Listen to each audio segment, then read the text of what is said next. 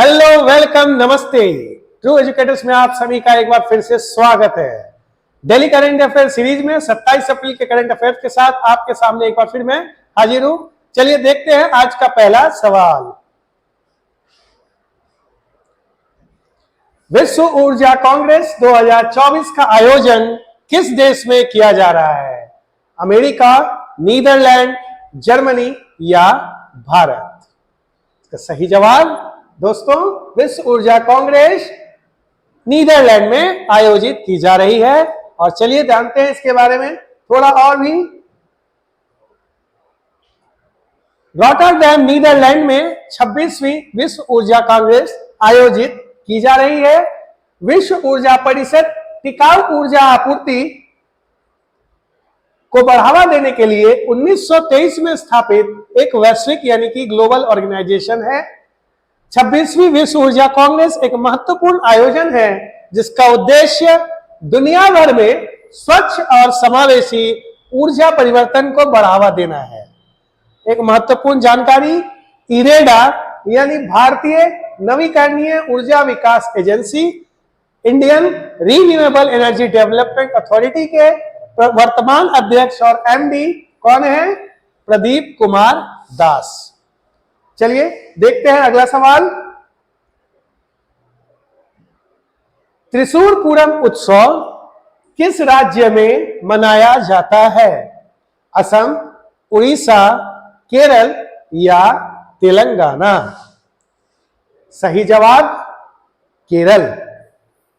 देखते हैं इसके बारे में, जानते हैं। चलिए,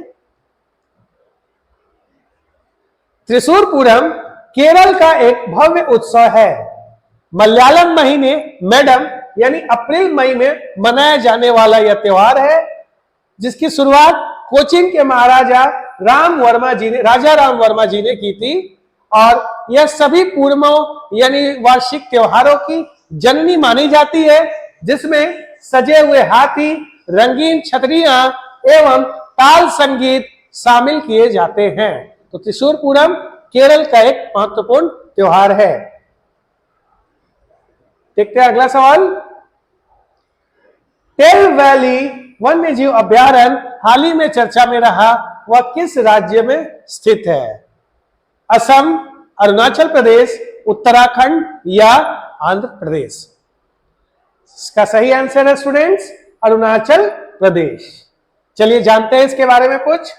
अरुणाचल प्रदेश के सुबनसिरी जिले में स्थित टेल वैली वन्यजीव अभयारण्य तितली की नई प्रजाति मिली है, नेप्टिस फिलायरा। नेप्टिस फिलायरा नामक तितली की नई प्रजाति की खोज हाल ही में टेल वैली वन्यजीव अभयारण्य में की गई जो अरुणाचल प्रदेश में स्थित है। इस खोज को ट्रॉपिकल लेपिडोप्टेरा रिसर्च नामक पत्रिका में भी प्रकाशित किया गया है। और यह तितली की एक बहुत ही दुर्लभ प्रजाति है जो अरुणाचल प्रदेश के इस अभयारण्य में मिली है। चलिए अगला सवाल देखते हैं। Trends in world military expenditure report में भारत का कौन सा स्थान है? वैश्विक मिलिट्री खर्च में भारत का कौन सा स्थान है? 7वां, 5वां, दूसरा या चौथा? स्टूडेंट्स इसका सही आंसर है चौथा। चलिए जानते हैं इसके बारे में। Trends in world military report 1966 में स्थापित सिप्री यानी Stockholm International Peace Research Institute द्वारा जारी की जाती है जो वैश्विक सैन्य खर्च पर प्रकाश डालती है। वैश्विक स्तर पर हथियारों का आदान प्रदान, युद्ध में किए गए खर्चे, इन सब पर ये एक रोशनी डालते हुए रिपोर्ट जारी करती है। तो सैन्य खर्च के मामले में भारत अमेरिका, चीन और रूस के बाद चौथे स्थान पर आता है। तो सही जवाब है चौथा स्थान। चलिए देखते हैं अगला सवाल। सेंग खेलंग महोत्सव किस राज्य में मनाया जाता है? मणिपुर, मेघालय, सिक्किम या अरुणाचल प्रदेश? सही आंसर स्टूडेंट्स इसका होगा मेघालय। चलिए जानते हैं इसके बारे में। 34वां सेंग खेलंग महोत्सव खासी स्वदेशी आस्था के अनुयायियों के लिए मेघालय में मनाया जाने वाला कार्यक्रम है। खासी लोग एक स्वदेशी जातीय समूह है जो मुख्य रूप से मेघालय के पूर्वी हिस्से में रहते हैं और उत्तर पूर्वी भारत के खासी और जैंतिया पहाड़ियों में मिलते हैं। पड़ोसी राज्य असम और देश बांग्लादेश में भी ये मिलते हैं। त्योहार के केंद्र में मोनोलिथ का आदान प्रदान, जो लंबी समय से चलती आ रही प्रथा भी है, किया जाता है और इनके बीच एक स्थायी एकता, यूनिटी का ये एक भावना प्रतीक है। तो सेंग खीलंग महोत्सव मेघालय में मनाया जाने वाला त्योहार है। चलिए देखते हैं अगला सवाल।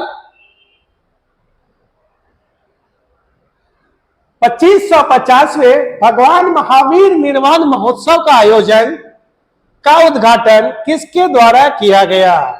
अमित शाह, द्रौपदी मुर्मू, जगदीप धनखड़ या नरेंद्र मोदी? सही आंसर स्टूडेंट्स, इसका उद्घाटन नरेंद्र मोदी जी के द्वारा किया गया है। चलिए देखते हैं सही आंसर के बारे में जानते हैं।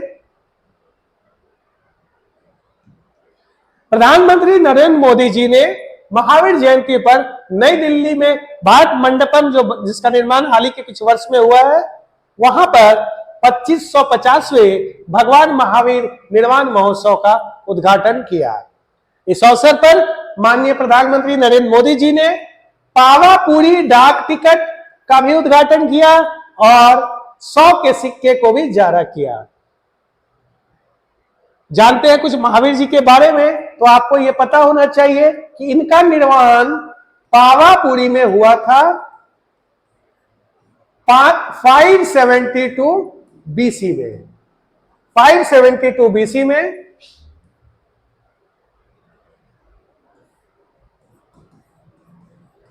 इनका निर्वाण कहां हुआ था? पावापुरी, जो कहां पड़ता है? तो बिहार के राजगीर में। इनका निर्माण बिहार के राजगीर में हुआ, पावापुरी में हुआ 572 बीसी में। और ये जैन धर्म के 24वें तीर्थंकर थे, 24वें और अंतिम तीर्थंकर थे, जो 23वें पार्श्वनाथ जी थे, उनके उत्तराधिकारी ये बने थे। ठीक है, चलते हैं, देखते हैं अगले सवाल की तरफ। मैल्कम एडिसेसिया पुरस्कार 2023 से किसे सम्मानित किया गया है? गीतांजलि मिश्रा, रवीश कुमार, उत्साह पटनायक या चेतन आनंद? सही आंसर स्टूडेंट्स, उत्साह पटनायक जी को। चलिए जानते हैं इनके बारे में। मैल्कम और एलिजाबेथ एडिसेसिया ट्रस्ट द्वारा दिया जाने वाला यह सम्मान है जो डेवलपमेंट रिसर्च एंड स्टडी यानी विकास अध्ययन में असाधारण प्रदर्शन करने वाले को दिया जाता है, जिनका विकास अध्ययन में महत्वपूर्ण योगदान होता है। मैल्कम एडिसेसिया भारतीय विकास अर्थशास्त्री थे और शिक्षक थे, जिन्हें 1976 में पद्म भूषण से सम्मानित किया गया था। तो यह सम्मान इस वर्ष उत्साह पटनायक जी को मिला है। चलिए अगले सवाल की तरफ बढ़ते हैं। विश्व पशु चिकित्सा दिवस, वर्ल्ड वेटनरी डे, कब मनाया जाता है? 25 अप्रैल, 27 अप्रैल, 21 अप्रैल या 30 अप्रैल? वर्ल्ड वेटनरी डे कब मनाया जाता है? चलिए देखते हैं सही आंसर। विश्व पशु चिकित्सा दिवस 27 अप्रैल को मनाया जाता है और इस वर्ष का विषय है पशु चिकित्सक आवश्यक स्वास्थ्य कार्यकर्ता है। विश्व पशु चिकित्सा संघ ने वर्ष 2000 में इस विश्व पशु चिकित्सा दिवस की स्थापना की थी। तो 27 अप्रैल को वर्ल्ड वेटनरी डे यानी विश्व पशु चिकित्सा दिवस मनाया जाता है। चलिए अगले सवाल की तरफ बढ़ते हैं। किस भारतीय क्रिकेट खिलाड़ी को T20 वर्ल्ड कप 2024 का ब्रांड एम्बेसडर बनाया गया है? महेंद्र सिंह धोनी, वीरेंद्र सहवाग, सचिन तेंदुलकर या युवराज सिंह? सही आंसर है students, Yuvraj Singh.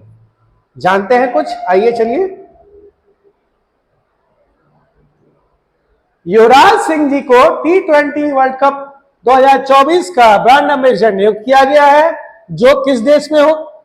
West Indies और अमेरिका में 1 से 29 जून तक आयोजित की जाने वाली है। साथ ही साथ आपको बता दें, इनके अलावा वेस्ट इंडीज के महान खिलाड़ी क्रिस गेल और अमेरिका के महान एथलीट धावक उसेन बोल्ट, इन दो को भी brand ambassador T20 world cup का बनाया जा चुका है। तो 3 खिलाड़ियों को, क्रिस गेल, उसेन बोल्ट, साथ ही साथ युवराज सिंह को T20 वर्ल्ड कप का ब्रांड एम्बेसडर नियुक्त किया गया है। चलिए बढ़ते हैं अगले सवाल की तरफ। आज का हमारा अंतिम सवाल, भारतीय कुश्ती महासंघ wrestling federation of India WFI के नए अध्यक्ष कौन बनाए गए हैं? नया अध्यक्ष किसे चुना गया है? स्मिता एस, बजरंग पुनिया, नरसिंह यादव या सुशील कुमार? सही आंसर है स्टूडेंट्स, नरसिंह यादव जी। आइए जानते हैं कुछ इनके बारे में।